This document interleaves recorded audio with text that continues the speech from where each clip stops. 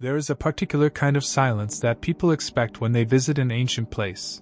The hush of stones cooling beneath a patient sky, the polite murmur of other visitors, the quiet catalogue of dates and labels that make the past feel like a tidy museum exhibit. But then you turn a corner, or lift your head above a dune, or push through a grove of wind-scarred trees, and the silence takes on a different weight, one that does not fit into the neat boxes of textbooks. That heavier hush holds questions, contradictions, and a stubborn set of objects or alignments that refuse to be explained away.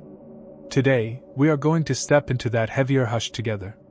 We will walk through sites where pottery contradicts the radius of trade routes, where monumental stones sit where no culture should have had reason or means to move them, where skeletons appear at angles that make anatomists hold their breath, and where maps made by hands that never left a certain coastline show islands that no ship of record ever reached. You might expect archaeology to be a steady march toward answers, dates pinned down, carbon ranges shrinking, consensus building like a well-constructed wall. But in the corners we will visit, certainty is a brittle thing. It fractures the moment we shine the modern light on it. My promise to you is not certainty. My promise is better than that. I will bring you the evidence, the scholars, the theories, and the rumors, and I will leave you with the electric possibility that not all mysteries are going to be neatly filed by the next journal issue. Some of them linger, shape memory and myth, and demand that we imagine beyond the neat lines of known history. So let us begin with that contrast. Expectation versus the stubborn thing that resists it, and from there let us travel outward, across centuries, coastlines, and the edges of what we thought we knew. Imagine a small town where the gift shop sells postcards of pristine marble columns and polite captions that read as if the past were only a comfortable lens through which to view the present.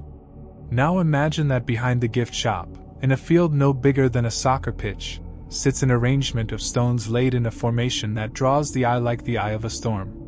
The formation is not random. Measurements done by surveyors show a precision that implies knowledge of angles and distances that predate the region's supposed mastery of geometry by several hundred years. We will return to that field later, but for now note the way local expectation, that the past is contained and labeled, meets something that disrupts that narrative. This is what makes us lean closer to the map and squint at the coordinates.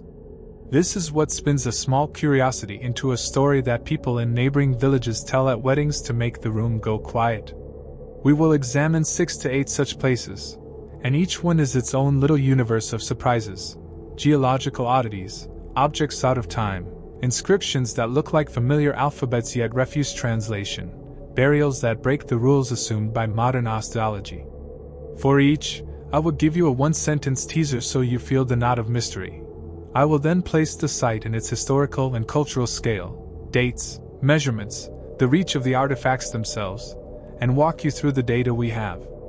Next I will outline multiple, competing theories, the conservative, the creative, and the wild, because any honest exploration balances doubt with wonder.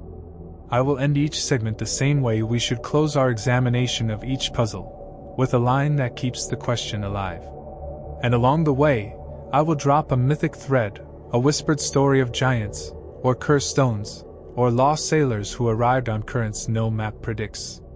I will ask you to picture yourself in that moment, the fog, the drums, the salt in the air, because the imagination is not an indulgence here, it is a tool for seeing what the evidence might not be ready to tell us outright. We will be both skeptical and reverent, aware that every new theory must survive the grind of method, but also that method sometimes leaves behind what matters most, the human impulse to cross oceans, to build, and to leave something behind that will outlive the builder. Now pull your attention to the first of these places, and picture a coastline where the sea has shifted its appetite over millennia. A narrow spit of land juts into a turquoise shelf, and at low tide the remains of wooden structures appear like the ribs of a ship beached long ago. Radiocarbon samples of the buried timbers put them at roughly 3,100 years before now, that is, around 1100 BC, a time when the region's known inhabitants were, by all accounts, coastal fishermen building with simple tools and living in small hamlets. Yet scattered among the timbers were fragments of a ceramic the likes of which should not have been in those waters, a fine, salt-glazed ware with decorative motifs more closely resembling pottery styles from an inland civilization that did not develop glazing until several centuries later. The shards alone challenge the neat timelines we like to teach. How did such a mix of materials come to lie together in a sandy shelf that the sea has only recently exposed? Did an ancient storm make a short, destructive sweep that mingled wreckage and household goods from disparate cultures? Did trade routes stretch further than assumed, or do we have in front of us the remnants of a fleet that used materials stolen, bartered, or manufactured in unexpected places? And then there is the wooden beam with a shallow carving, 5 concentric rings, shallow as a thumbprint, whose depth corresponds to a known astronomical cycle. Picture yourself walking that tide-rutted shore at dawn, the wind flattening the print of your shoes and salt clinging to the small knots of hair at your temples. For all we can measure and for all the dates the labs will give us, we still don't know exactly why that inland style and those carved rings came to rest beside those timbers. In the hinterland of a once fertile plain there is a cluster of earthen mounds that, from the air, form a pattern not unlike the petals of a flower. Ground-penetrating radar shows chambers and conduits linking the mounds, corridors that twist beneath soil and root the whole formation in a function that is not yet understood. The largest mound stands nearly 20 meters tall and, when excavated, yielded a central shaft lined with stone and an inner chamber paved with an inlaid mosaic of colored pebbles. The pebble mosaic is curious. It uses a palette and an interlocking motif typically associated with a culture 200 kilometers and a century away. Radiocarbon dates on charcoal from the shaft point to roughly 2400 BCE. The size of the mound, the complexity of the chambers, and the labor investment suggest a coordinated society with the ability to plan and execute monumental architecture. But the pottery fragments found scattered through the debris suggest a domestic, agrarian community rather than a hierarchical state. Did a relatively modest society undertake a singular, temple-like project? Or did a visiting elite impose a ceremonial complex that the locals later adopted and reshaped? Some scholars point to a ritual purpose, a place for seasonal gatherings tied to celestial events, perhaps, while others argue for a mortuary function, a communal mausoleum for a lineage of leaders whose names did not survive in inscriptions. There are even speculations that the chambers contained acoustic designs, places where sound ripples in strange harmonics and could have been used in rituals to create altered states. Picture yourself descending into that central shaft, the light shrinking as you go, the mosaic underfoot whispering of hands that sat cross-legged and counted seasons by finger pressure. Still, for all the evidence of labor and pattern, we do not know whether the builders intended to speak to gods, to the dead, or to each other across the cool, dark corridors. Farther north, in a region of rolling plateaus, shepherds have for centuries told stories of a rock that laughs. The legend is charming and probably not literal, but the geological oddity attached to the story is anything but simple. Perched on an outcrop, a stone slab shows tool marks that are unmistakably anthropogenic, chisel scars consistent with the use of copper or early bronze tools.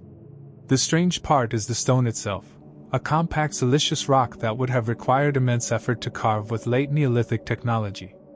Around the base of the slab lie fragments of what look like polished bone beads and a small bronze pin of a type usually found hundreds of kilometers away. Radiocarbon dating of collagen residues in the bones yields an age of about 1500 BC. The bronze pin, when analyzed, bears an alloy composition inconsistent with local ore sources, implying the metal was either imported as ingot or that metallurgical techniques traveled far earlier than we have clear textual evidence for. One camp of researchers sees the slab as a territorial marker, a monument set at a crossroads by emergent elites proving control over grazing lands. Another camp suggests a votive or calendrical function. The carved face may have aligned with a sunrise on a particular festival day. Yet a more imaginative proposition reads the arrangement as a map. The chisel marks correspond to river courses and ridge lines when projected across the landscape at a specific scale. Picture yourself in that plateau wind, the sound of a distant bell, the air cold enough to make breath steam, and the stone like a mute witness to centuries of human breathing. Now, let's be fair, the simplest explanations are often correct, but the imports, and the effort invested in carving a hard stone asks us to consider networks of exchange and symbolic systems more complex than the pastoral stereotype would allow. We still don't know what exactly the stone marked, or for whom it was meant to speak. Beneath a modern city that often prides itself on clean lines and rational planning, archaeologists discovered a stratum that refuses tidy classification, a subterranean neighborhood of workshops carved into soft bedrock, with channels for drainage and a street grid that does not match the settlement patterns above. The workshop rooms contain tools and a surprising cache, thousands of small clay tokens, each impressed with symbols that resemble, in part, a script used by a contemporaneous society across the sea. These tokens were found alongside semi-work stones shaped for inlays, delicate glass beads, and a small wooden pallet bearing faint traces of pigments. Dendrochronology on the pallet places it in the late 2nd millennium BC. Trade goods and script variants indicate a degree of literacy or at least record-keeping, and yet there are no monumental inscriptions proclaiming kings or conquerors. If this is a merchant quarter, why was it buried? Was it abandoned suddenly, perhaps by a flood, or a military incursion? Or was it intentionally sealed, a time capsule that someone meant to preserve? Hypotheses range from sudden abandonment due to catastrophe, to deliberate ritual closure, a practice known in some cultures where houses or workshops were ritually shut down, to the possibility that the city planning above simply grew and overlaid older urban layers without integrating them. Picture yourself standing at the threshold of one of those workshop rooms, holding a clay token, feeling the thumbprint of the maker. The token's symbol is familiar, and yet refuses a neat translation. For all the stacks of objects, and the careful lab lists, we still don't know who used those tokens and what precise ledger they kept. There is a valley where river fog gathers like a slow tide, and in that mist sits a collection of standing stones arranged in an almost military formation, rows and columns with intervals measured to a precision that hints at surveying tools. The stones range from waist-high boulders to monoliths taller than a man. Some show cup marks, others have bands of ochre that modern analysis traces to mineral deposits used in coastal painting practices. What makes this site intriguing is not merely the arrangement but the skeletal remains found in the deeper soils between the stones. Several bodies were buried in positions inconsistent with local funerary customs, some in flexed positions, some with long, deliberate scratches on long bones suggesting post-mortem manipulation, and one skeleton with a skull puncture that aligns, oddly, with a small hole in an adjacent stone.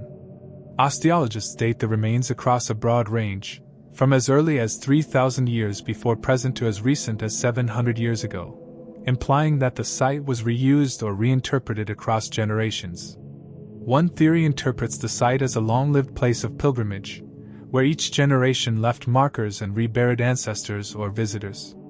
Another, darker hypothesis suggests sacrificial rites, where the punctured skull might indicate a violent practice now sanitized in folklore. A more poetic explanation sees the stones as waypoints in a landscape of memory, where communities return to reset stories, perhaps even to invoke the giants of their own oral histories for protection or warning. Picture yourself walking the foggy trail at dawn, each stone a silhouette, the soil muffled beneath your boots, and the air full of the quiet conversations of insects. Still, despite measurements and osteological descriptions, we do not know the full story of how the living used this place, or the exact reasons the dead were interred where they were. Out on a windswept island, accessible only by small craft, an excavation revealed a geometric pavement beneath a thin layer of sand. The pavement is composed of tightly fitted stone slabs forming a pattern that, when viewed from a low hill, outlines an astronomical diagram, a sequence of arcs and voids that correspond, intriguingly, to the positions of certain stars as they would have appeared from that latitude nearly 4,500 years ago. Alongside the pavement were metal implements of a type consistent with late Bronze Age design, and a cache of shell beads whose isotopic signatures trace to distant seas. The island bears legends of lost voyagers, who arrived on black-hulled boats with banners that none of the local languages recognize. Some researchers suggest that the pavement is a navigational aid, a primitive star chart allowing seafarers to orient to seasonal changes in the night sky. Others argue for ritual interpretation, a temple for sky watching, while a third thread of scholarship warns against overinterpretation.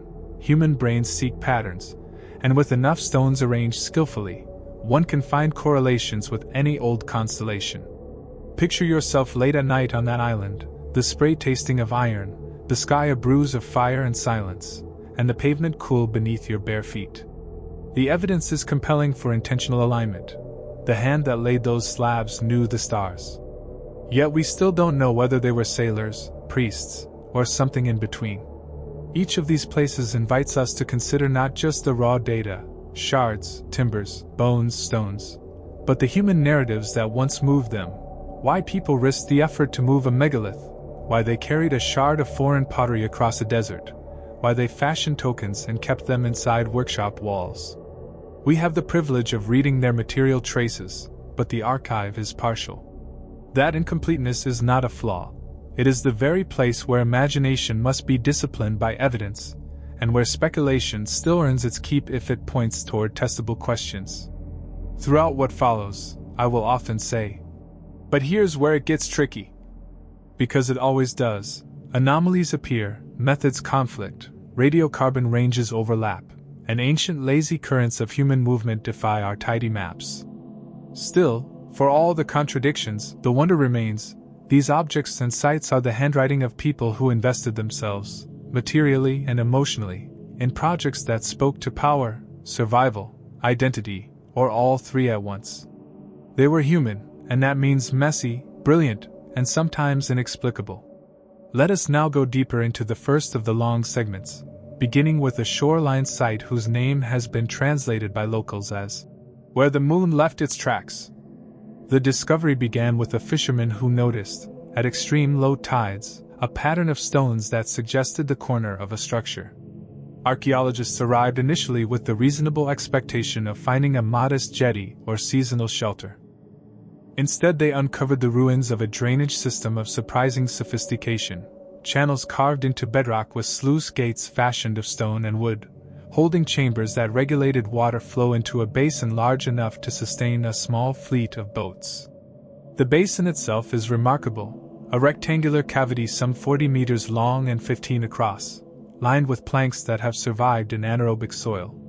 Radiocarbon dates for the planks place them in the late 2nd millennium BC. For context, at that time several cultures along these coasts engaged in trade, but no known fleet of the region's traditional records matches the size this harbor would support. The basin's design suggests not mere shelter but systematic maintenance, a harbor for craft whose hulls required care and regularing. Among the artifacts were practical tools, ropes, tar residues consistent with pitch used in marine sealing, and a series of iron-clasped crates whose contents were mainly amphory fragments and beads. Yet the most confounding finds were 3 copper ingots stamped with a mark that, in no surviving catalog, corresponds exactly to a recognizable mint or production center. Metallurgical analysis shows trace elements that resemble ores from an inland plateau 500 kilometers away, yet the ingot's shape is unlike the inland center's typical cast forms. So what do we make of a harbor with imported materials and an apparent complexity beyond its supposed community? One disciplinary camp proposes a model of long-distance trade. Coastal communities were nodes in larger exchange networks, receiving metal and finished goods from inland sources in return for fish, salt, and maritime expertise. This is conservative but credible. The patterns of isotopic similarity in certain artifacts support connections. Another, more provocative camp suggests the harbor served a migratory or seasonal fleet, groups of seafarers who moved along predictable routes, perhaps linked to longshore winds and fish migrations, and who pooled resources to maintain a communal sheltered basin. A third, rarer theory envisions the harbor as a strategic outpost for a polity with ambitions beyond its recorded footprint, perhaps a small polity that built up naval capabilities we have not yet documented in texts. But here's where it gets tricky. None of these explanations account for the copper ingot's anomalous stamps and the relative scarcity of domestic ceramics that would indicate a large resident population. The ingots could imply a specialized function, storage and trade in raw materials. But why would such a specialized operation be maintained in what appears to be a small, otherwise unremarkable community? There are myths that refuse to be dismissed here, and among the fishermen is a tale of a night when the moon's reflection shimmered and seemed to roll across the sands like a river of light. Old women in the neighboring villages sometimes mutter about black-hulled men who came from the west and left strange tools. These are, of course, folklore, but folklore preserves memory in forms that archaeology can sometimes translate into material cues. For example, the presence of glass beads of non-local composition, nested among the plank fragments, aligns with the oral claim of visitors who brought objects not made locally. Picture yourself standing on the edge of that reconstituted basin, the smell of pitch and seaweed thick in the air, the boards coyly revealed by the tide, and a gull calling as if to endorse the mystery. Still, for all the shipping evidence and the compelling ingots, we cannot say whether this harbor belonged to traders, seasonal mariners, or a polity destined to be written out of surviving texts. We still don't know exactly who kept those gates open, or why they stopped. 100 miles inland, where the plain folds into low hills, a series of interconnected ceremonial earthworks confounds the simplest narratives of sedentism. These earthworks, a succession of raised platforms and shallow basins, appear to have been designed for a ritual calendar. Certain platforms align precisely with summer solstices, one basin floods in spring from a river whose course has since shifted, and a set of post holes suggests the erection of tall wooden poles arranged to cast patterned shadows at dawn. The most striking discovery, however, is not the alignment but the artifacts found on the highest platform: a set of carved ivory plaques depicting seafaring animals, a cache of copper needles, and a carved bone disc with microgrooves that scientists have compared to a proto-recording device. The disc itself, when pressed and sonified using modern techniques, produces a pattern of tones that some claim could be an early attempt to encode ritual sound, a mnemonic with oral cues used by specialists. The presence of marine iconography so far inland suggests not abandonment or drift but movement and cultural transmission. Scholars disagree on how to interpret these crossing signals. One explanation is exchange. Coastal groups and inland communities participated in rituals together, exchanging not just goods but songs. Another is elite appropriation. Inland elites co-opted coastal symbols to legitimize power, commissioning ivory plaques from itinerant carvers. A more speculative idea proposes that these inland communities were home to migrant groups of mariners stranded generations earlier, retaining memories in a syncretic ritual language. Picture yourself at sunrise on that raised platform, shadow patterns crawling across your feet, the faint echo of distant gulls in your imagination, and the ivory warm from a hand's touch centuries gone. For all the cross-regional cues and sonic experiments, we still don't know whether these objects signal long-term cultural fusion or temporary pilgrimage. As the dawn leaks out into full day, let us take stock. Each place we have touched so far shares themes: movement across expected boundaries, objects that do not belong easily to single categories, and evidence of deliberate, often labor-intensive choices. These are not random scatterings, they are signatures of decisions. But the signature does not always translate into a full sentence. Archaeology deals in fragments, and those fragments demand that we hold competing ideas at once, to be careful scientists and generous narrators.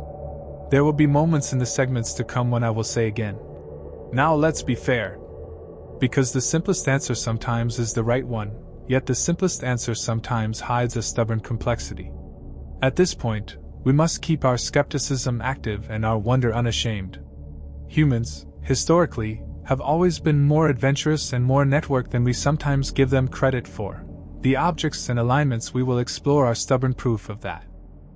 We are moving now into a region of cracked clay and low basalt ridges where a set of caves was found bearing pigments and carved forms that suggest a sophisticated interior life. The pigments are not merely random marks. They exhibit repeated patterns in a palette of ochres, manganese black, and a rare purple extracted from a mollusk vein. Radiocarbon dating of associated charcoal places human activity there between 1,800 and 2,200 years ago, late enough to be intimate with maritime trade yet early enough that the cave art's motifs do not align directly with any known textual tradition from the region. Within one chamber, archaeologists found a cache, a neatly stacked pile of small polished stones, some painted with spirals, next to a fist-sized urn sealed with resin. When opened under sterile conditions, trace organic residues suggested an aromatic compound, perhaps resin mixed with plant oil, and microfossil analysis hinted at a diet including grains not typically associated with mountain caves. This mixture of practices, pigments, aromatic compounds, and non-local grains, opens the door to multiple interpretations. Was the cave a seasonal sanctuary for pilgrims who brought offerings from distant fields? Was it the retreat of a seafaring cult seeking refuge inland? Or was it a repository for a specialized craft guild that used remote space to process dyes and resins away from prying eyes? Picture yourself inside that painted chamber, low light from a headlamp revealing spirals carved into stone, the smell of resin still stubborn in dust, and the knowledge that hands once placed those stones in that precise order. We still don't know who used those caves, or if the patterns are local invention or echoes of a broader, sea-born aesthetic. Before we move to the next site, let us pause and imagine the lives threaded between these places. The harbor whose basin sheltered a fleet of unknown size, the mound whose mosaic echoes with hands and ritual, the laughing rock on its plateaus, the subterranean workshops with tokens like bookmarks for transactions, the fogstone waypoints with their bones and ochre, the island pavement aligned to ancient stars, the inland platform with ivory and sound. These places are not isolated curiosities. They are nodes in a map of human curiosity, risk, and the desire to leave messages. Some messages are deliberate, mortar lines, carved marks, star-aligned pavements meant to last. Some are accidental, a shard of pottery that rode a ship's wake and lodged in sand where the tide later betrayed it. And some messages are deeply ambiguous, the kind that demands humility. They say, in effect, "We were here, and we did something, but we cannot tell you everything." Now, let's be fair about how we advance knowledge. Archaeology is slow because it must be patient. Methods are rigorous and often painstaking: careful stratigraphy, tiny samples for radiocarbon analysis, isotope studies, metallurgical assays. But there are also moments when a single find upends an orthodoxy. A shard with unexpected glaze composition, a DNA sample that shows surprising ancestry, a writing fragment that, when pieced with others, reveals a different story of movement. These are the flashes that change timelines. We will encounter such flashes in the coming segments. We will face the stubbornness of evidence and the glint of possibility. For all the caution I bring as a narrator, and I want you to know I bring it, I also bring an invitation. Stand with me at the edge of the known and imagine with rigor. Picture the places I speak of. Imagine the texture of stones beneath your palms, the whistle of wind over a drainage gate, the wetness of a plank laid to keep boats afloat. In places like these, the past is tactile and alive, and the mysteries are not merely puzzles to be solved. They are touchstones that reflect how we see ourselves now. For now, we will pause our journey at the edge of a cliff where gulls wheel and the scent of brine is almost intoxicating. We will come back to continue. More sights, more evidence, more theories, and more moments where the line between myth and material blurs in the best possible way, by offering us new questions, fresh data, and the chance to imagine responsibly. Picture, again, the field of stones behind the gift shop, the tidal basin with its unknown fleet, the mound with the mosaic, the stone that laughs, the underground workshop with the tokens, the fogstone avenue, the island pavement under the stars. Each of them calls us across time to pay attention and to ask better questions. Keep that attention with you as we prepare to step further into the lives and labor of those who came before. There is a place they call the Sunken Library of the Delta, a modest local name for a submerged terrace where clay tablets and book-like bundles of waxwood lie scattered as if a careless hand knocked over a scholar's desk. And that name is the first tangle of expectation and surprise you must unravel, because a library implies literacy, institutions, and long-term record-keeping. And the material evidence here refuses to fit the tidy categories we use for any single society. The discovery began when a seasonal flood exposed an eroded bench in a low-lying delta plain and, to the astonishment of surveyors, revealed a compact cluster of rectangular niches carved into soft siltstone. Inside many niches were stacks of objects wrapped in bitumen and coated with resin. and a few contain tablets of baked clay inscribed with a signary that echoes with motifs familiar to the late Bronze Age scribal traditions of the Eastern Basin, yet arranges those signs in sequences that do not resolve into any known dialect. Radiocarbon samples taken from exposed reed bindings place the primary use of the terrace at roughly 3,300 to 3,100 years before present, that is, between c. 1300 and 1100 BC, a turbulent time when scribal schools were flourishing in established centers and when trade, war, and movement of peoples were rearranging networks across seas and plains. Measurements of the terrace show it to be an engineered platform about 70 meters long and 20 across with a raised northwestern parapet that would have sheltered stored bundles from seasonal surge. Its niches are shallow but neatly cut, averaging 50 by 30 centimeters and 7 to 10 centimeters deep, suggesting that whatever was stored inside was valuable and expected to be accessed again and again. Among the finds were small styluses of bone, a wooden letterbox with iron hinges corroded to the point of weathering into a single crust, and most curiously, a set of copper clasps incised with tiny maps, not maps of roads but schematic coastlines, and a notation system that, to the eye trained in maritime accounting, looks like a proto-cargo ledger. Now, the presence of clay tablets nearly invites a neat explanation: scribes, merchants, ledgers. But here's where it gets tricky.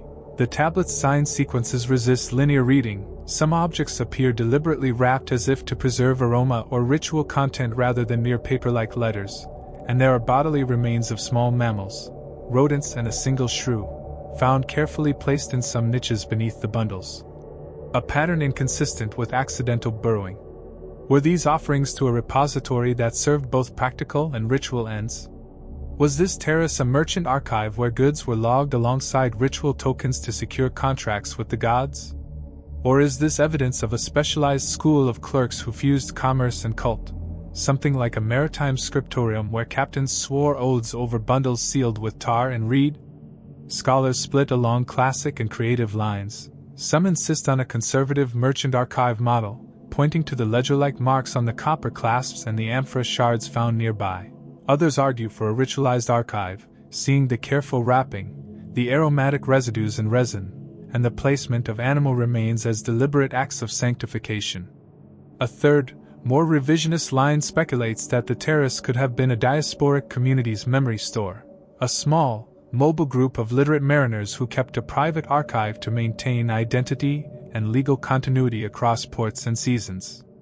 Picture yourself at twilight, the delta breadth laid out like a flat mirror, the terrace half submerged, your boots making hollow noises in the mud as you lift a resin-sealed bundle and try to breathe in the ghost of herbs once pressed between reed pages. Imagine the salt pressing into your throat and the sediment settling like a hush.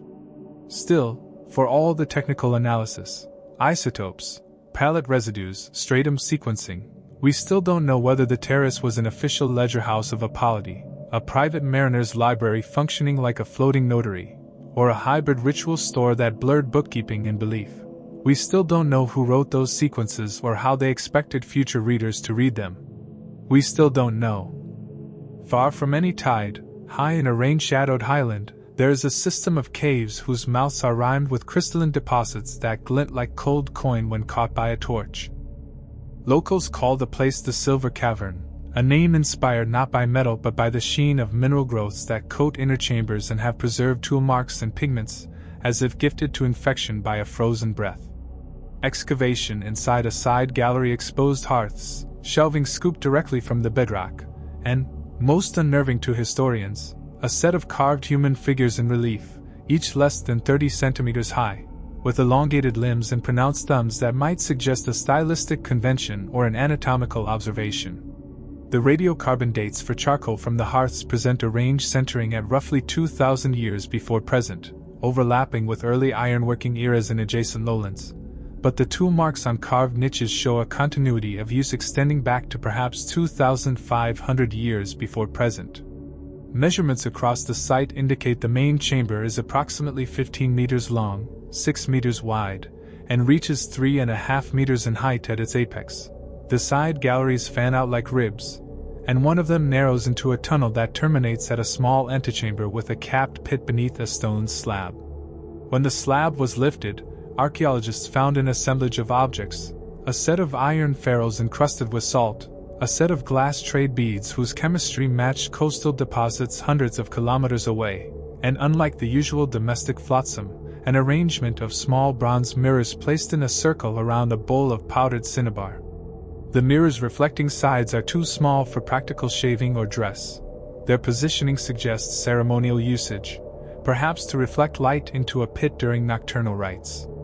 Complicating the picture, stable isotope analysis of bone fragments recovered from midden layers shows a diet with components drawn from both mountainous foraging and marine protein, suggesting either long-distance provisioning or seasonal movement between peaks and coast. One theory posits the caves as a ritual retreat for ascetics who sought liminal experience between earth and sky, using mirrors, pigments, and sound to induce trance.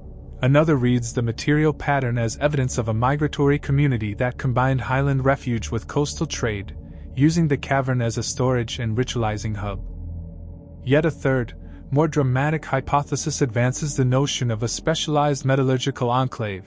The iron ferrules and glass beads hint at a center for metallurgists and glassworkers who use the cave's microclimate for annealing and pigment processing, while the mirrors serve technical as well as ritual functions, perhaps to concentrate light or to test metal color.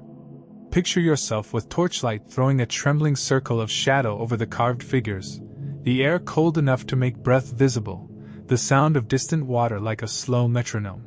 Imagine palms brushing a stone shelf and leaving invisible warmth where someone once set down a bronze mirror. For all the combined evidence of craft, ritual, and trade, we still don't know whether the silver cavern's carved figures represent a local idiom of seeing the body, a corporate emblem of a wandering guild, or the secret icons of an initiatory cult. We still don't know. There is a stretch of upland steppe where the wind moves in a way that seems to whisper across the stones, and in one depression there stands an arrangement locals call the Horses of Stone, a line of saddle-shaped megaliths each engraved with repeated motifs of bridles, spirals, and crescent moons. The megaliths are remarkable for their scale. The average block stands roughly 2.4 meters tall, 1.2 meters thick, and stretches nearly 4 meters long where the saddle form curves like an enormous, petrified horseback. Geochemical sourcing indicates the stone blocks were quarried some distance away, in one case approximately 30 kilometers across a mountain pass, and the precision of the saddle hollows implies significant expertise in rock removal and abrasion. Radiocarbon samples taken from an impromptu camp near the quarries placed the primary construction activity between 1700 and 1500 BCE. The carved bridles on the stones are intriguing because they echo iconography known from equestrian cultures to the north, yet no equid remains were found buried in association, and osteological surveys of surrounding habitations show a preponderance of caprine and ovine husbandry, not horse breeding. One interpretation argues that the stones were symbolic, monuments to horses as cosmological beings rather than records of local equestrian practice, perhaps erected in memory of a foundation myth that included rearing of sacred steeds.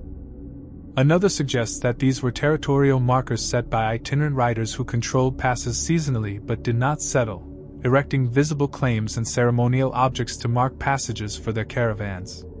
A third theory reads the saddle hollows as acoustic chambers. When wind funnels through the carved concavities, a low, resonant tone could be produced, serving as a signal over distance or as part of a ritual where the landscape itself sang for those who understood the pattern. Imagine walking along the road during a late afternoon wind, the stones sending a plaintive hum across the steppe, your palm finding the hollow that molds a sound like memory.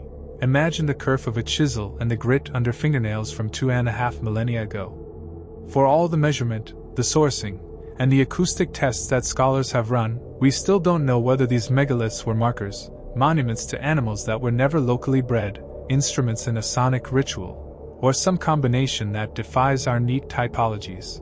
We still don't know. On a small, arid spit that juts into a vast inland salt plain, there is an extraordinary set of tracks. Not modern tire tracks but a precise arrangement of grooves carved into a salt-hard surface, each groove measuring roughly 30 to 50 centimeters across and spaced at intervals suggesting the passage of large wheeled platforms. Radiocarbon dating of charred wood from a rudimentary shelter found at the edge of the spit suggests activity there around 2,800 years before present. What makes the site peculiar is not merely the size of the grooves, as experiments show such tracks could be produced by the heavy wheeling of platforms, but the presence nearby of bronze fittings and a cache of spindle whorls that are stylistically consistent with textile production. The juxtaposition forces an image: textiles transported on heavy platforms across a salt plain to some destination unknown. One conservative view suggests seasonal caravans that move textile bundles across the plain to exchange for salt or rare minerals, with the grooves serving as a road hardened by repeated passage. Another line of thought posits ritual movement: textile bundles carried as votive offerings across a place where the flatness and reflectivity of the salt made it suitable for solar observances, the grooves becoming part of a ceremonial choreography. A more ambitious hypothesis imagines a different economy altogether: large mobile looms that required heavy wheeled platforms for stability, moved from oasis to oasis by communities of specialized weavers who followed seasonal pasture lands, leaving tracks as the most durable trace of their itinerant workshops. Picture yourself standing at the edge of that salt spit at noon, the brightness offsetting the world like an unlit crucible, the grooves catching and throwing light as if they were grooves in a great, silent drum. Imagine, too, wind that smells of mineral and the ghost creak of a massive loom wheel turning. For all the experimental archaeology and the distribution of spindle whorls that suggest textile production, we still don't know who moved those platforms across the salt, whether they were merchants, ritual processions, or itinerant craft communities. We still don't know. There's a riverine canyon where the rock walls are scored with faint reliefs that appear almost accidental until you look closely and see patterns, parallel incisions, repeated crosses, and a motif resembling a stylized vessel. And in a collapsed shelter below, a set of bones was found arranged in a way that suggests deliberate placement. Long bones stacked like rails and a skull resting atop a basalt slab that had been engraved with a set of symbols. Direct AMS dating of collagen places these remains at about 1,900 years before present. What drew researchers' attention, however, was not merely the bones but the organic residue on the basalt slab, a black, tarry compound containing traces of conifer resin, plant alkaloids, and a rare toxin derived from a freshwater sponge. The combination suggested the deliberate application of a preservative or a ritual substance, perhaps to sanctify or protect. One theory suggests the site was an embalming station, a place where bodies of the dead were treated with preservative mixes before being moved to distant tombs, while another argues the compound was used to mark the basalt as a boundary object, its toxic traces intended to discourage disturbance and to invest the stone with a social taboo. A third, stranger suggestion proposes that the pattern of bones and the toxic residue correspond to a practice of biomapping, early communities experimenting with biological knowledge to create a ritual language that used materials' properties, preservative, toxic, aromatic, as social signals to outsiders. Picture yourself crouched in the collapsed shelter, cupping your nose against the stale resin scent, noting the long bones stacked like a ladder to the sky, thinking how precise hands aligned and stacked them. The canyon's echo feels like a room with a roof. For all the chemical profiles and spatial analysis, we still don't know whether these treatments were about practical preservation, social exclusion, or coded messages for specific lineages. We still don't know. In each of these segments, the same pattern repeats itself: careful measurement, multifaceted analysis, and a stubborn kernel that defies closure. There are dates that knit events into rough timelines, but the dates do not always tie cleanly to social labels like state or tribe. There are artifacts that point to exchange, but rarely a complete economic ledger that would make the movements legible in the way modern archives are. Most importantly, the material evidence asks us to consider motive and meaning in ways that standard catalogs sometimes obscure. Were these communities conservative and cautious, preserving ritual continuity? Were they ambitious, building monuments and networks that temporary textual records would later obscure? Were they experimental, mixing craft, ritual, and practical needs in ways that confound our categories? Now, let's be fair. In many cases, the simplest hypothesis will be closest to the truth, and the burden of proof lies on those who suggest spectacular explanations. But the simplest answer cannot become an intellectual dead end. It must always be tested against anomalies. When patterns break, when a coastal ceramic turns up inland centuries before we expected coastal influence, when ironworking appears where we thought brass was the cutting edge, when a pavement aligns to stars that only matter in a different latitude, those moments are not irritants to be ignored, they are invitations.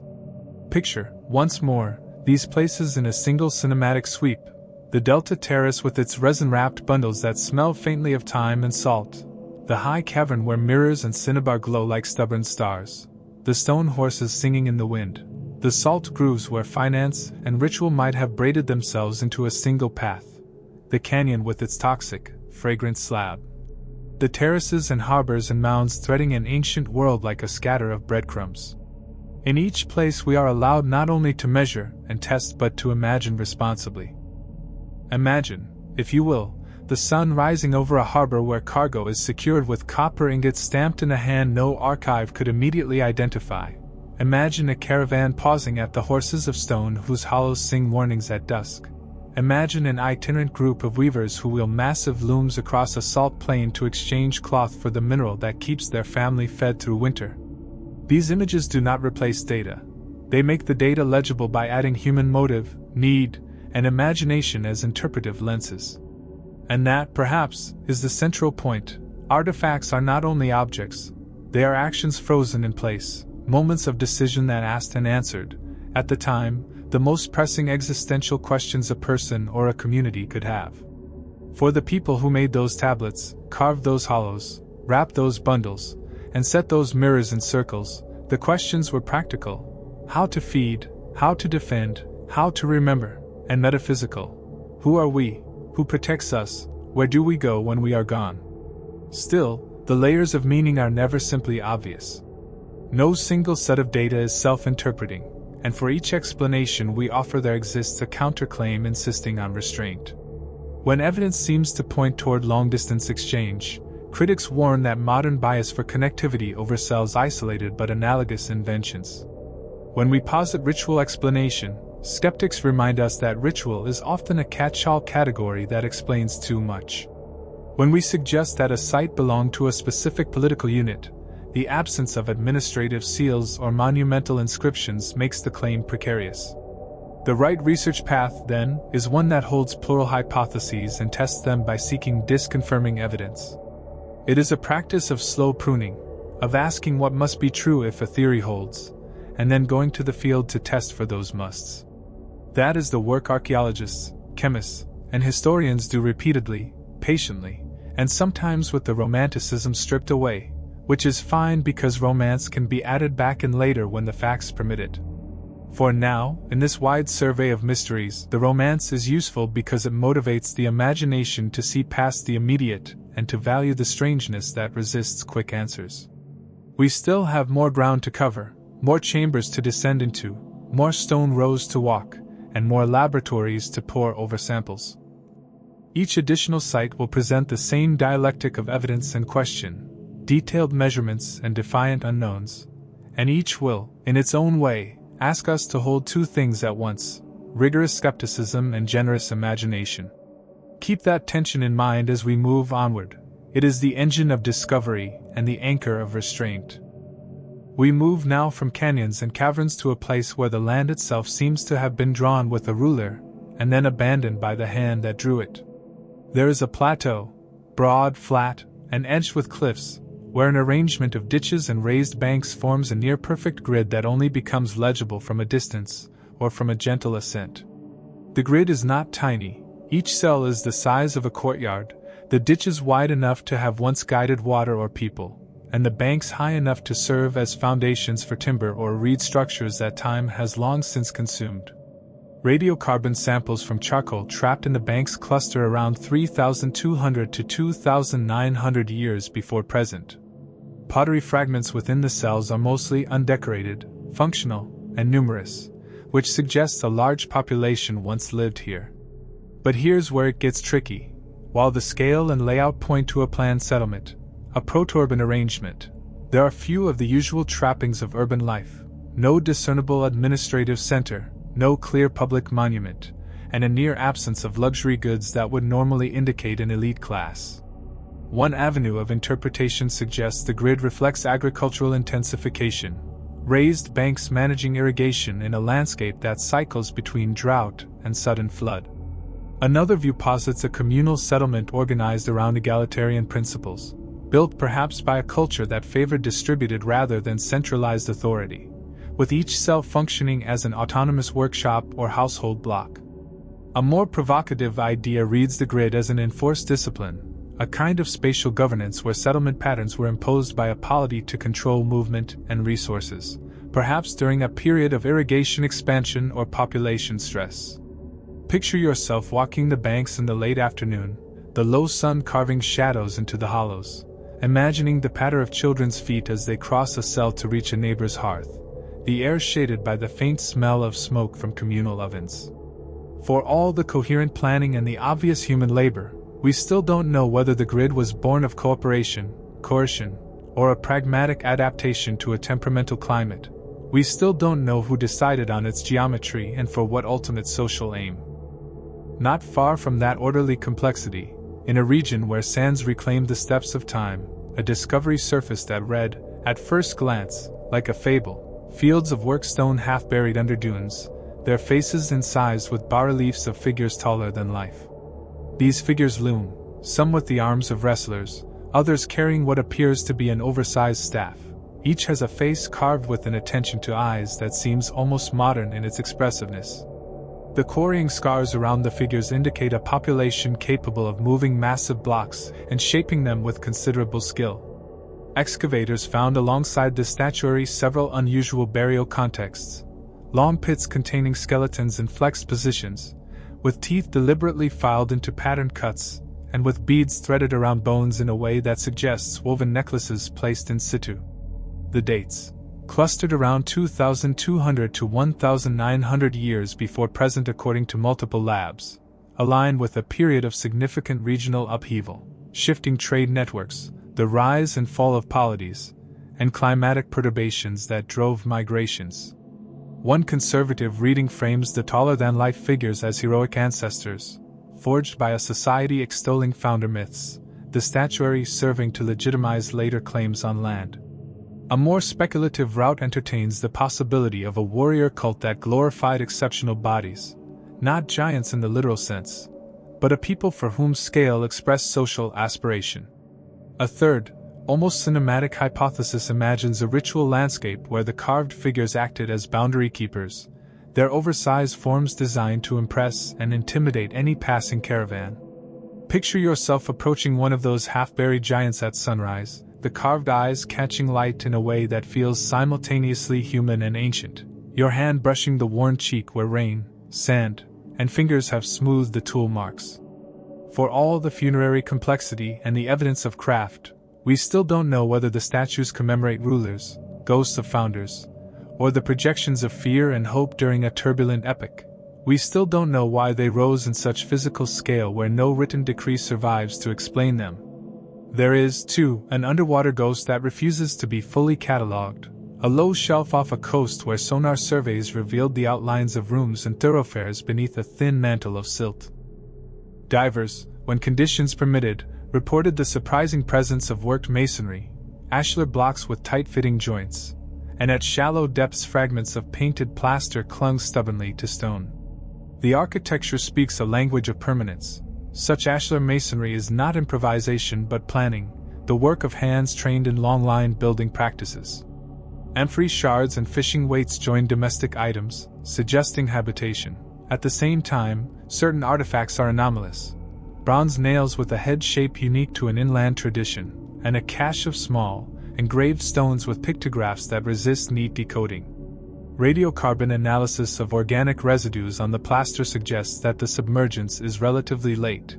Some elements date to less than 2,000 years before present, which raises the question of sudden inundation versus gradual sea level rise. One explanation posits a catastrophic event, a storm surge, a localized earthquake, or a tsunami that submerged the settlement quickly, preserving architecture under silt. Another account argues for slow submergence, long-term coastal subsidence combined with sea level changes that slowly drowned a once productive shoreline. A third, more intriguing theory proposes an intentional inundation, ritual flooding of a site as part of a foundational or terminal ceremony, a practice attested in certain ethnographic records where water is used to seal an oath or to mark the end of an era. Picture yourself on a boat at dawn, looking down through green water at the faint geometry of streets and walls, the light throwing former rooftops into a pale truth. Imagine the astonishment of divers seeing painted plaster, its pigments preserved like small, stubborn memories under waves. For all the stratigraphic data and the artifacts recovered, we still don't know whether drowning was accident, climate, or ritual. We still don't know who elected to build so close to a sea that would later claim their streets. Further inland, in a valley where the wind lifts dust in columns that move across fields like slow dancers, we find a cluster of elongated tombs cut into living bedrock. These tombs are narrow and long and, when opened, reveal a striking pattern. The interment practices vary across nearly identical chambers. In some tombs, bodies are laid supine with elaborate beadwork and small metal tools. In others, bodies are flexed with no grave goods. In a few, skeletal remains exhibit pathologies indicating robust physical activity, such as thickened muscle attachment sites on bones, while in others the bones are gracile, with signs of childhood stress. The variety suggests that the tombs were used by a socially diverse population, but the tomb architecture itself, long, narrow, vaulted with a corbelled roof, implies a shared aesthetic or construction technique across a community. Radiocarbon dates scatter across a broad swath from 2,500 to 1,400 years before present, hinting at long-term reuse or layered occupation. One interpretive path sees the tombs as belonging to a heterogeneous society where status was negotiated and displayed through funerary practice. Another sees them as family crypts adapted for different ages and rites, a pragmatic sharing of sacred architecture across generations. A third, hauntingly human perspective reads the differences as evidence of migration and assimilation, new groups adopting local tomb forms but bringing different mortuary customs, producing inside the same stone an archaeological palimpsest of cultural blending. Picture yourself crouched at the mouth of a tomb with the faint smell of old dust rising like breath, running your gloved hand along carved niches where offerings once sat, and feeling the intimacy of a people who touched and prepared their dead with hands that knew the weight of grief. For all the osteological data and the patterns of reuse, we still don't know whether the variety in burial represents social stratification, cultural mixing, or something even subtler, seasonal resettlement with seasonal mortuary responses.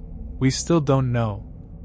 In a high-latitude valley where nights stretch long and the aurora sometimes paints the sky in slow curtains of light, a ring of stones sits atop a spur overlooking a river bend. At first it appears like other megalithic rings, an arrangement of stelae surrounding a central flat stone. But the stonework is finely finished, and within the ring archaeologists found a concentration of metalworking debris, slag, crucible fragments, and delicate molds for casting small ornaments.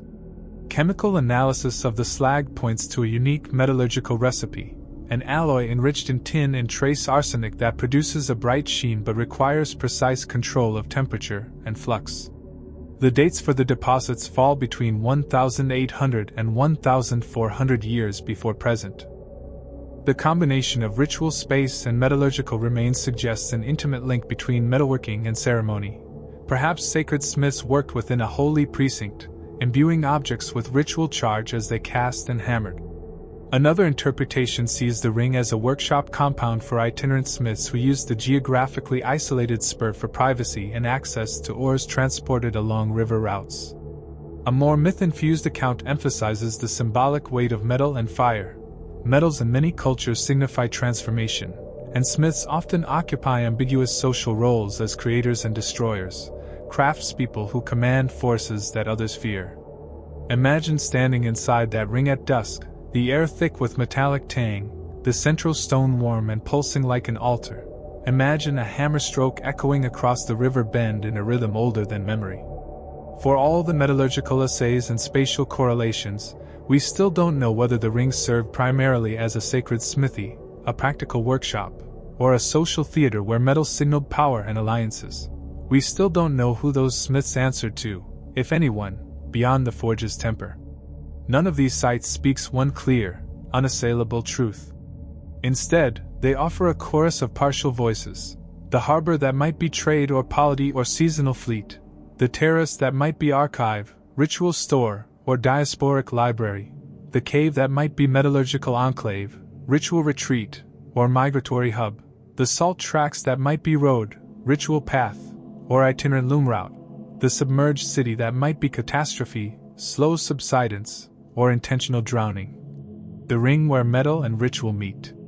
Each time the evidence nudges us, we respond with hypotheses that must then be tested by further fieldwork, by analysis, and by the patience that the past requires. Still, for all this professional restraint, there is a human side to why these mysteries persist. People like stories, and stories marry facts to feeling. That is not to diminish the data. Rather, it is to insist that we must read artifacts as part of lived narratives. Objects are not inert. They are always in conversation with the people who made them and the people who interpret them centuries later. In that choir of voices, myth and method sing together, sometimes in harmony, sometimes in dissonance, and often in a way that deepens rather than diminishes our desire to know. And so we keep asking the same patient questions. Why was that harbor built where it was, and by whom? Who wrapped those bundles in resin and placed the shrew beneath them, and what were they trying to preserve? Law, memory, or something else? Who carved the half-buried giants, and what did they intend people to feel when they approached those eyes? Who pressed those grooves into salt, and why did they haul cloth across a plain that would, in time, become an empty shimmer? Who labored inside the ring of stones at the river's bend, and what became of the secret fires that turned ore into bright metal? These questions are not mere curiosities. They are gateways to understanding how humans across time organized labor, expressed belief, negotiated identity, and responded to environmental pressure. They also remind us that our categories, trade, ritual, polity, migration, are modern conveniences that must be applied carefully, always tested against anomalies that refuse to be shoehorned into tidy labels. Picture once more the scene that binds these threads: a vast map traced in stone and soil, waterways and salt plains, caves and submerged pavements. Imagine people moving across that map with packs, with boats, with prayers, with tools. Imagine nights spent huddled around hearths while elders spoke of founders and of gods, while smiths hammered thin metal into shapes that would catch the morning light. Imagine the smell of resin and the sting of salt, the small acts of preservation that become monumental to us because of how little remains. When we stand at the margin of these sites, the sensation is not merely archaeological curiosity, it is kinship. We feel, across millennia, the pulse of people whose decisions shaped the ground beneath our feet. We still don't know many things, but the more we learn, the more eloquent the unknown becomes, as if the unanswered question were itself a document we are learning to read. Keep this picture with you as we continue. There are more sites to visit, more peculiar arrangements of stone and bone and metal that beckon with quiet insistence. Each will require the same tools: careful measurement, comparative analysis, and above all an imagination disciplined by evidence.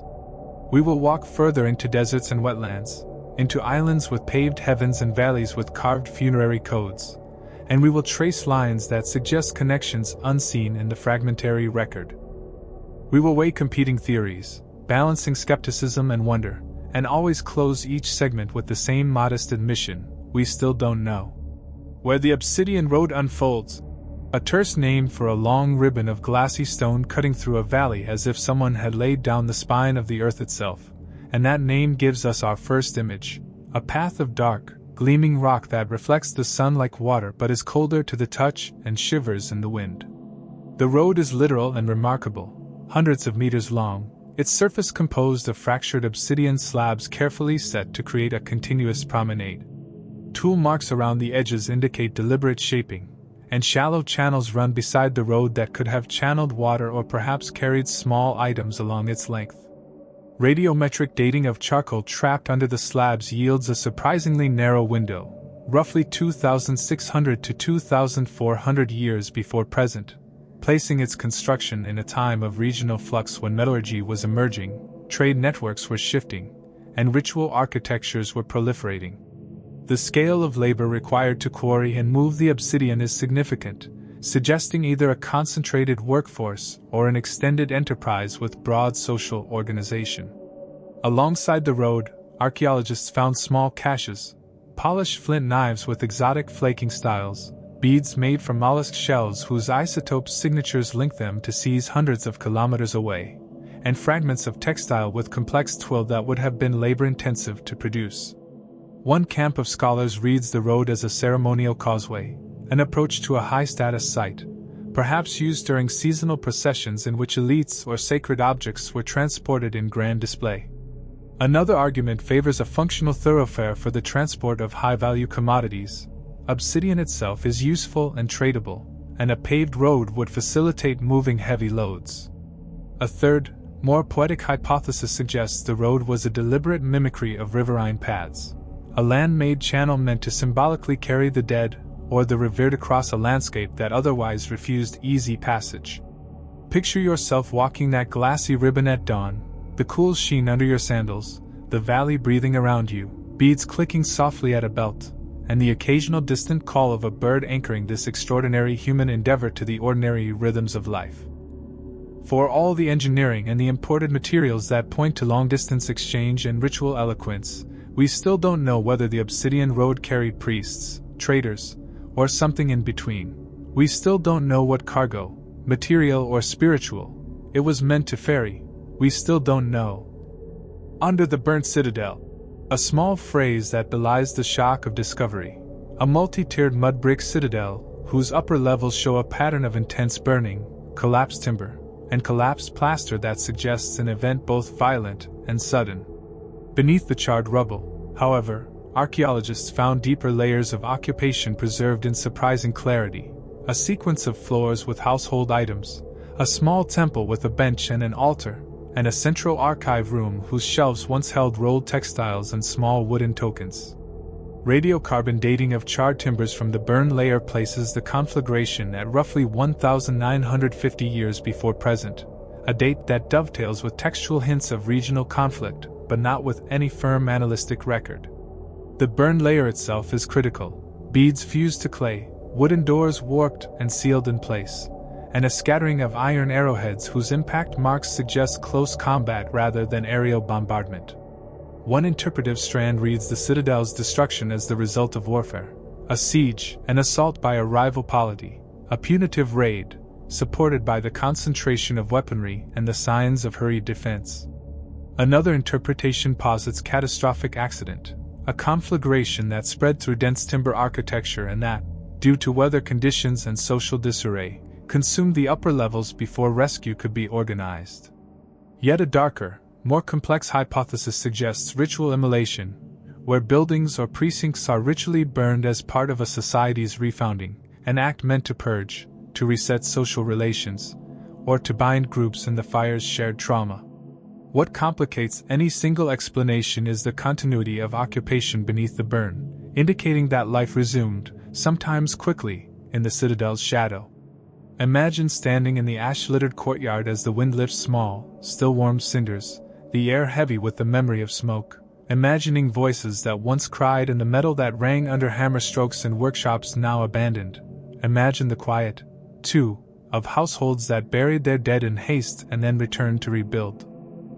For all the patterning of weaponry and the radiocarbon anchor that points to a period of upheaval, we still don't know whether the citadel's burning was an act of war, accident, or deliberate ritual.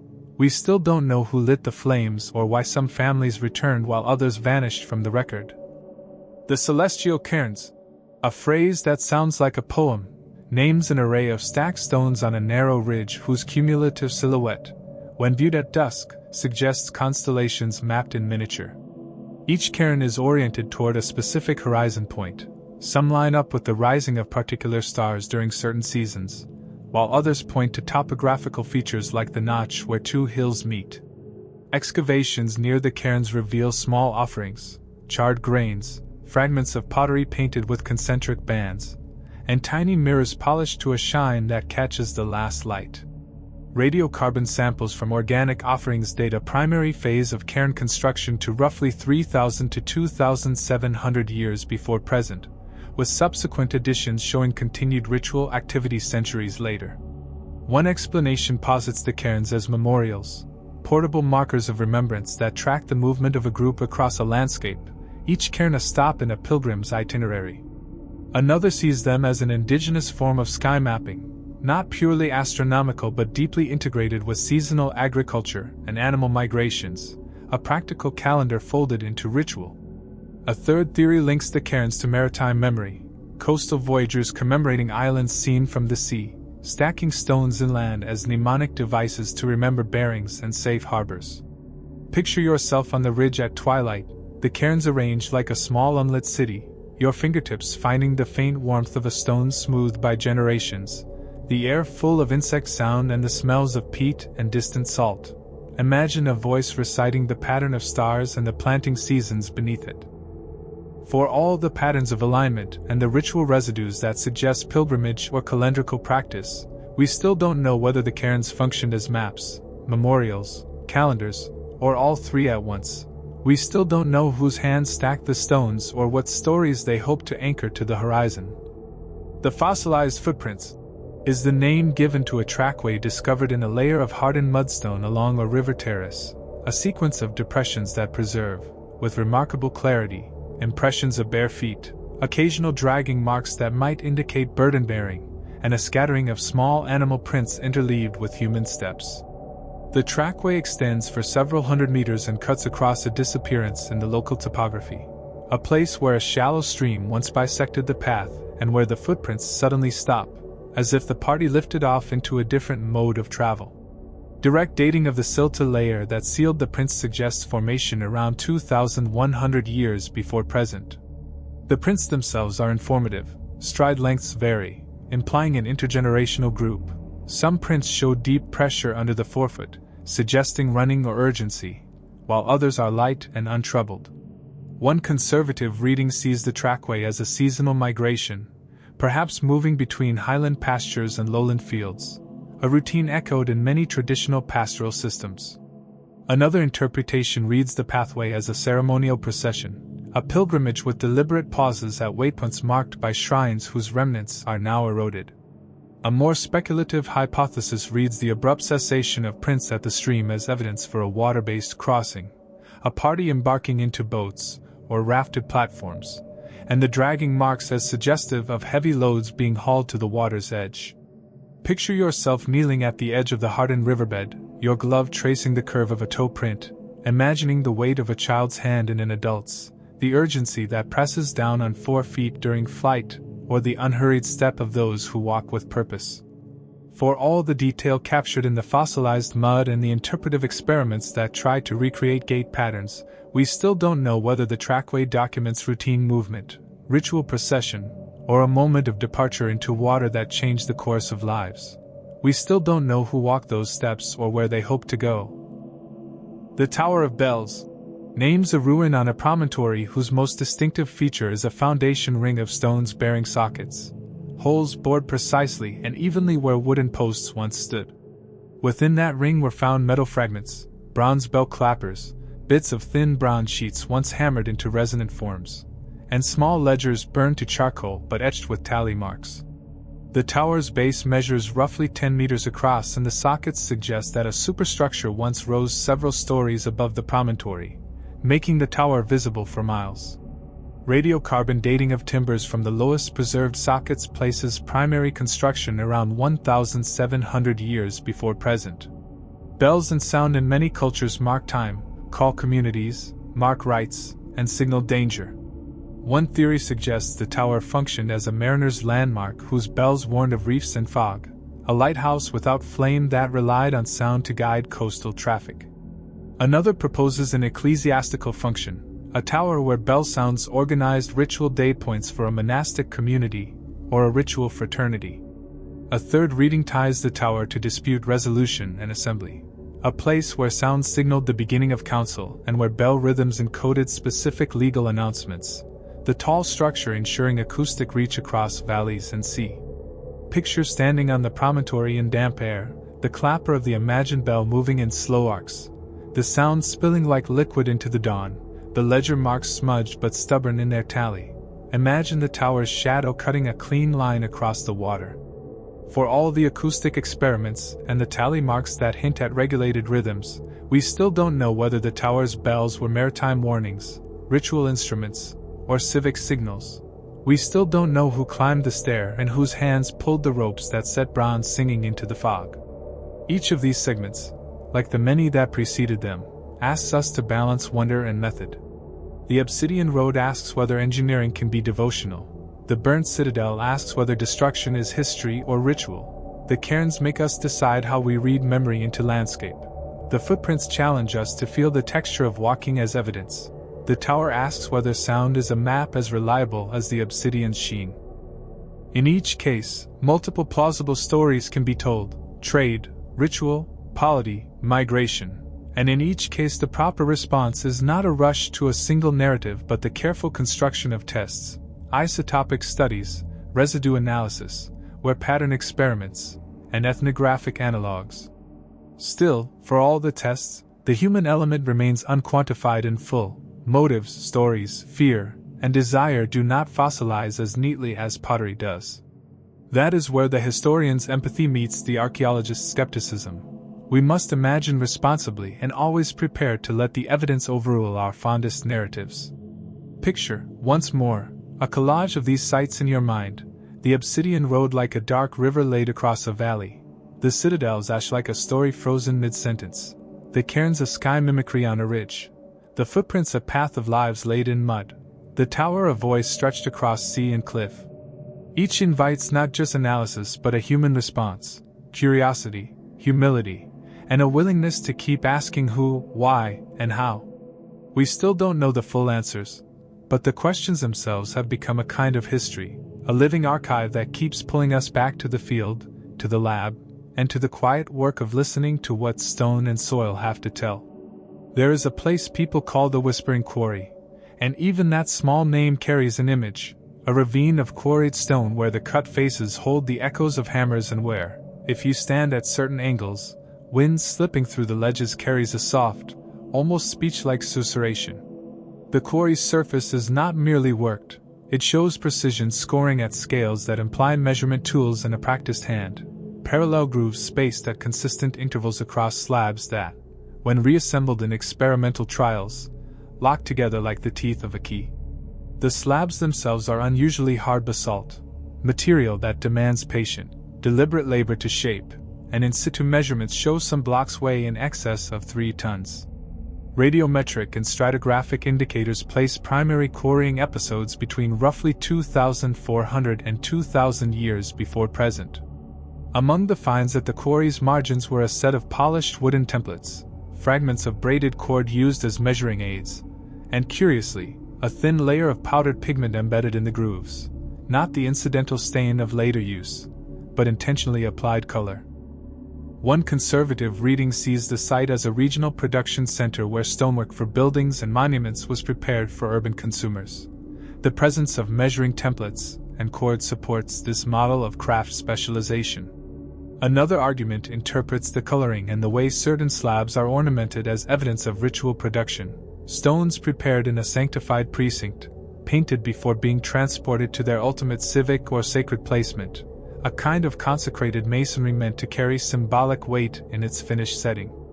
A third, more speculative interpretation suggests the quarry was a teaching ground for a guild that combined geometry, cosmology, and craft, a school where apprentices learned to measure the world and also to mark it in pigment for mnemonic or initiatory reasons. But here's where it gets tricky. The palettes and templates indicate standardized units of measure, and yet those units do not match known systems from nearby polities. The pigment composition includes a rare mineral whose source lies over 200 kilometers away, and there are faint marks on certain blocks that, when measured, correlate with lunar cycles rather than simple modular dimensions. Picture yourself there at midday, dust thick in the air, the quarry walls like pages of an enormous book, your fingers finding the grooves and leaving new prints on top of millennia-old ones, the wind filling the cut with a steady hum. Imagine the smell of wet rock after rain and the physical knowledge embedded in a chisel's whitened edge. For all the templates, pigments, and the unmistakable labor evident in the measurements, we still don't know whether the quarry served primarily as an industrial workshop, a ritual preparatory site, or an educational compound where geometry and cosmology were taught side by side. We still don't know. Not far from marshes that perfume the air with peat and iron, there is a low ridge where, buried beneath turf, a constellation of small stone circles was found, each barely a single meter across and set in repeating patterns that at first glance appear random until you map them over a broad field and see a deliberate choreography. These tiny circles, more like rings, really, contain inside them microassemblages, charred seeds, tiny bones of songbirds, and fragments of what looks like fine-pointed metal pins. Radiocarbon dates from the charred seeds converge around 1,600 to 1,200 years before present, placing these micro-rituals in an era of shifting folk practices and renewed craft specialization across the region. The archaeobotanical record is striking. The seeds are of plants that bloom briefly and are often associated in folk traditions with liminal seasons, early spring and late autumn. But several of the circles include seeds that do not share the same ecological profile, suggesting either seasonal accretions or deliberate inclusion of foreign varieties. One interpretive frame reads the circles as domestic shrines, small, intimate spaces where households kept annual offerings to ensure fertility and threshold protection. Another sees them as a kind of communal memory pattern, mnemonic gardens whose repeated micro-rituals kept a shared calendar alive in a landscape of dispersed settlements. A wilder proposition imagines the circles as coded messages, a field-wide pattern readable from above or from a high vantage, where the juxtaposition of seed types encoded information about seasonal resources, hunting rights, or the location of caches. Now, let's be fair. Human brains enjoy pattern making, and the temptation to see deliberate code where there may have been pragmatic reuse is real. Yet the consistent placement of tiny pins and the careful layering of seeds suggest deliberate acts of caretaking that go beyond casual deposition. Picture yourself kneeling by one of the rings, fingers sticky with resin from handled offerings, inhaling the faint sweetness of charred grain and the metallic scent of pin fragments, imagining an elder pressing a seed into the soil, while a child learns which blooms mark the season's turn. For all the botanical surveys and the meticulous stratigraphy, we still don't know whether these tiny circles were private household devotionals, communal mnemonic landscapes, or a coded system of environmental knowledge. We still don't know. There is an island whose cliffs drop straight to water, and where a spiral of terraces winds down the slope like a snail's shell carved into stone. The terraces are narrow and steep, built to hold soil in a place where short rains demand water-wise cultivation. Embedded in the terrace walls are thousands of small stones, each deliberately shaped to sit flush, and in many of these stones are pecked marks that form an undeciphered set of repeated glyphs. Stratigraphy and radiocarbon samples from charcoal in the terrace fills suggest a primary construction window around 2,200 to 1,800 years before present. Paleoenvironmental cores show that around this time sea levels were relatively stable, but that local rainfall patterns intensified seasonally, making efficient soil retention a survival strategy. Among the terrace fills, archaeologists found not only domestic refuse but also a surprising concentration of worked bone needles, bronze thimble-like fittings, and spindle fragments, a clear signal of textile production. The glyph-bearing stones are the real crux. Their repetition and placement at the mouths of terraces suggest a function beyond decoration. Perhaps they formed a script used by the islanders to mark lineage plots, to record obligations of labor, or to invoke protective inscriptions for crops. Scholars divided over whether the glyphs constitute a true writing system with syntax or a rich suite of symbolic markers denoting ownership and ritual protection. One conservative view leans toward non-linguistic marking, symbols to demarcate plots and to carry talismanic force. Another argues for proto-writing, a compact, local system sufficient for economic accounting and social memory without the full grammar of literate scripts. A third, imaginative theory contends the glyphs are a mnemonic array used in textile patterning, a stone-based notation keeping track of warp and weft sequences across long cloth-making seasons. Picture yourself perched on a terrace with the sea like a distant sheet of lead, the wind making low, steady sounds, your fingers tracing the pecked glyphs as if reading braille from the deep past, the terraces beneath your feet alive with the knowledge of hands that spun and wove by daylight and moonlight. For all the careful mapping and the textile evidence that ties labor to landscape, we still don't know whether the glyphs encode property, prayers, patterns, or a hybrid cultural memory system. We still don't know. Those three places: the quarry that sings with measured cuts, the field of minute circles that hold seeds like prayers, the spiral terraces where stone glyphs guard the plantings, together remind us that human ingenuity works at every scale. Some people reshape cliffs and move tonnage, others shape tiny rings of seed and pin, others craft terraces and stitch a script into masonry. The scale does not determine significance. The small can be as sacred as the great, the intimate as consequential as the monumental. When we argue about whether an arrangement is ritual or economic, we must remember that ancient lives did not separate those spheres the way modern scholarship sometimes insists.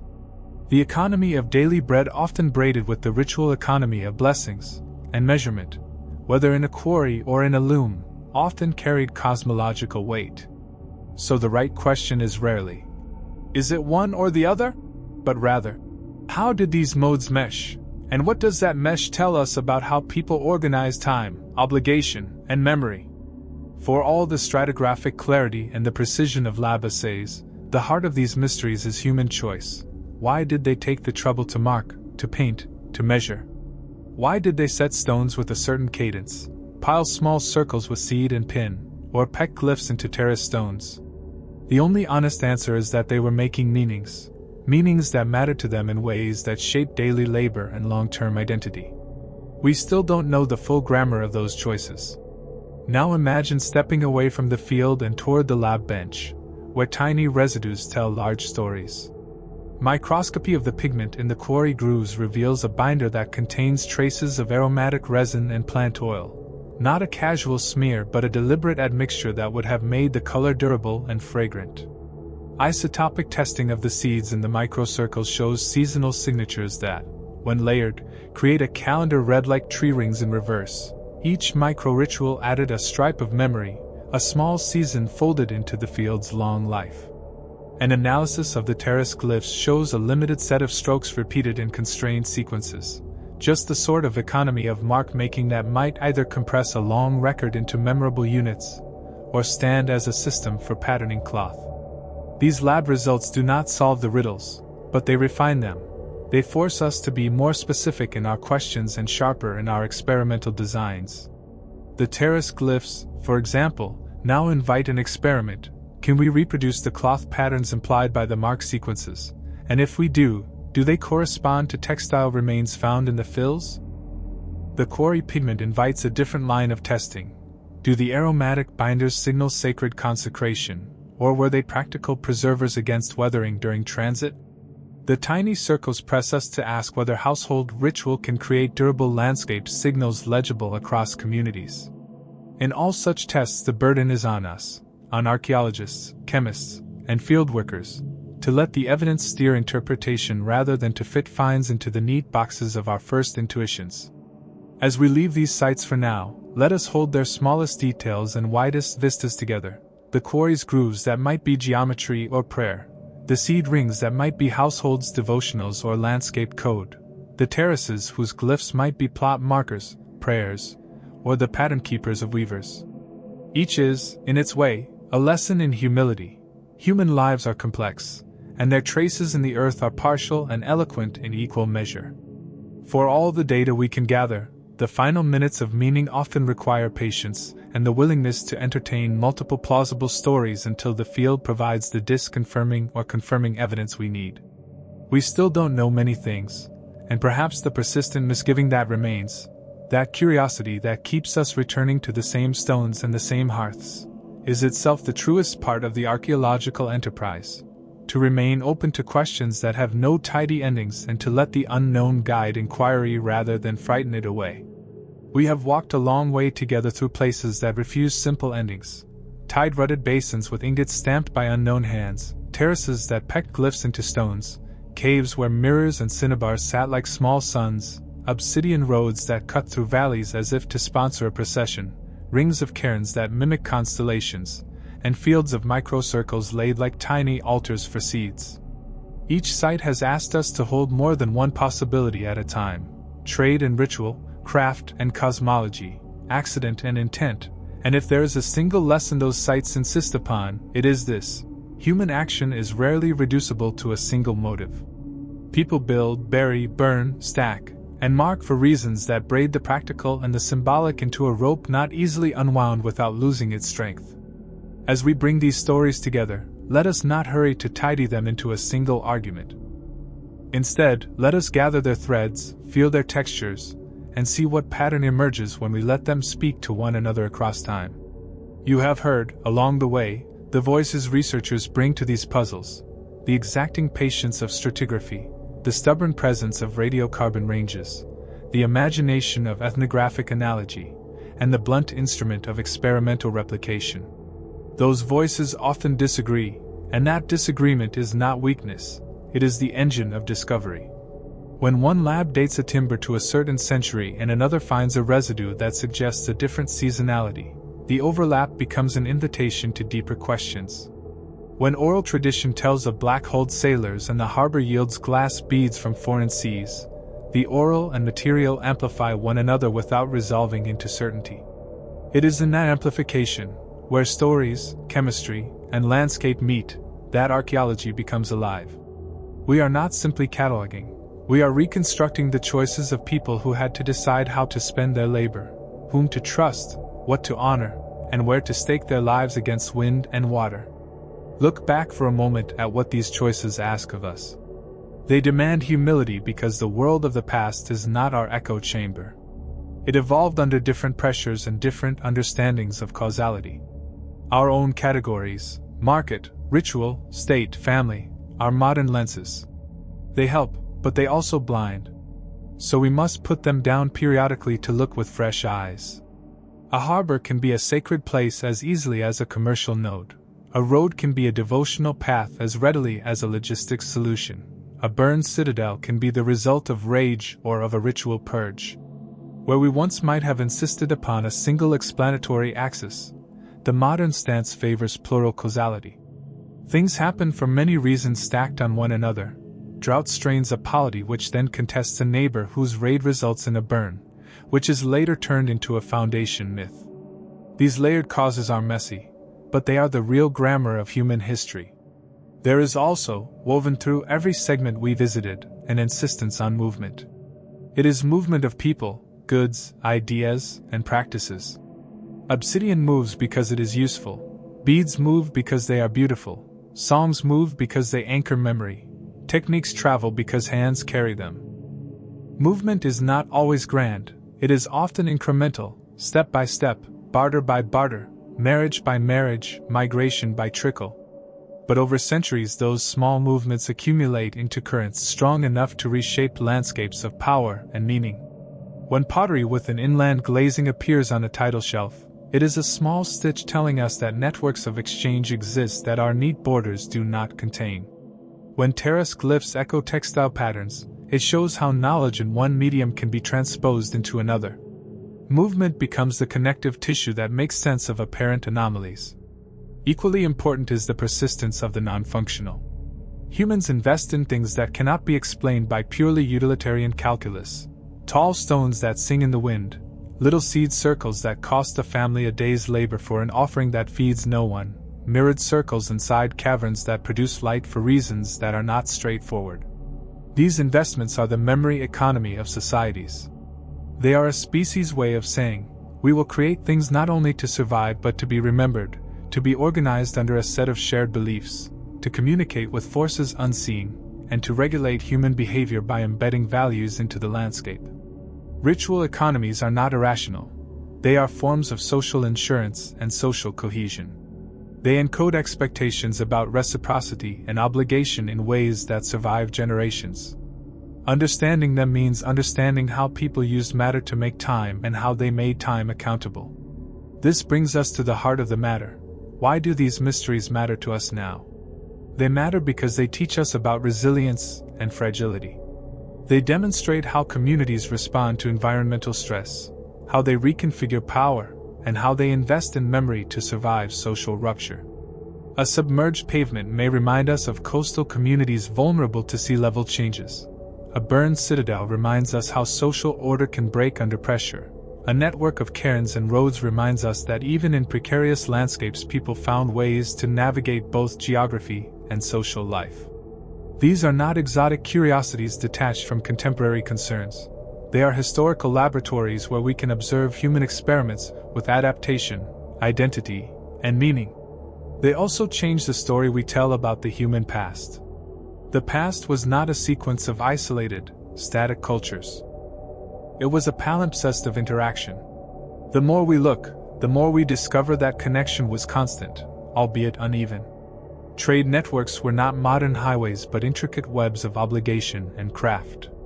Ritual practices were not private superstitions but public institutions that structured daily life. Mobility was not the exception but a recurrent strategy. We are, therefore, obliged to rewrite the comfortable narratives of cultural isolation and replace them with nuanced accounts of entanglement. That reframing matters for how we understand identity today, how we read cultural heritage, and how we make sense of the contemporary world's intertwined destinies. Yet even as the past reveals its entanglements, it preserves a stubborn privacy.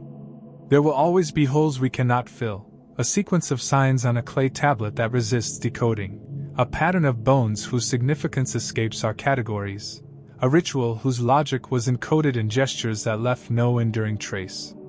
These absences are not failures. They are honest markers of the limits of evidence. They remind us that human history is not a puzzle waiting to be completed but a landscape of partial traces inviting continuous attention. The unknowns are not embarrassments.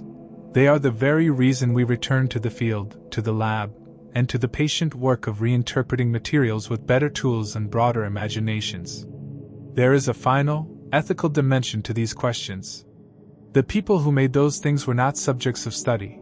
They were humans with relationships, grief, and joy. When we speak of lost libraries and sunken pavements, of mirrored caverns and writing stones, we must do so with a reverence that informs conservation and public policy. Heritage is not merely data for specialized journals. It is living memory that belongs to communities still present and to future generations who will stand where we have stood. The work of archaeology, therefore, is not only about discovery but about stewardship. It asks that we balance curiosity with care, excavation with preservation, and interpretation with consultation. We owe it to the dead and to the living to treat their traces with respect and to ensure that the stories we tell do not overwrite the rights and voices of those who claim kinship with those places. As our narrative draws to a close, what remains is less an answer than a posture. Keep attentive, keep skeptical, and keep imagining in ways disciplined by evidence. The world of ancient mysterious discoveries resists the final word, and that resistance is salutary. It keeps us honest, curious, and committed to working with material traces rather than merely with folklore or sensation. It asks us to accept that some things will always be partial, and that partiality is an invitation rather than a deficit. It insists that we value the act of asking as much as the act of answering. So stand with me, once more, on the edge of those places we have visited.